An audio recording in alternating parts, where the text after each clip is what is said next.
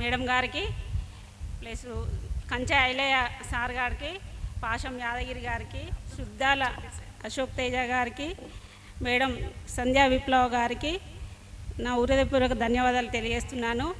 ఈరోజు మా కుటుంబ సభ్యులను అందరినీ ఇక్కడికి పిలిచి మా కుటుంబ సభ్యుల సంక్షేమంలో మా తాతమ్మ గారి ప్రతిమను ఆమె చేసిన పోరాటాన్ని ఒక జ్ఞాపకగా ఇక్కడ ముందు తరాలకు చదువుకునే విద్యార్థులకు విద్యార్థినులకు అందరికీ ఆదర్శనీయంగా వాళ్ళు ఒక చాకల ఐలమ్మలాగా ముందుకు వెళ్ళి ధైర్య సాహసాలతో ముందుకు వెళ్ళాలని. ఎందుకంటే ఇప్పుడు జరిగే సమాజంలో మహిళలకు ఎలాంటి చట్టము న్యాయాలు జరగడం లేవు, చాలామంది అమాయకంగా బలి అయిపోతున్నారు. కాబట్టి ప్రతి ఒక్క మహిళ ఆమెను స్ఫూర్తిగా తీసుకొని ఎదిరించి పోరాడుతూ ముందుకు వెళ్ళాలని నేను కోరుకుంటున్నాను. ఎందుకంటే మా తాతమ్మ గారు ఈ అవకాశం ఇచ్చినందుకు ధన్యవాదాలు.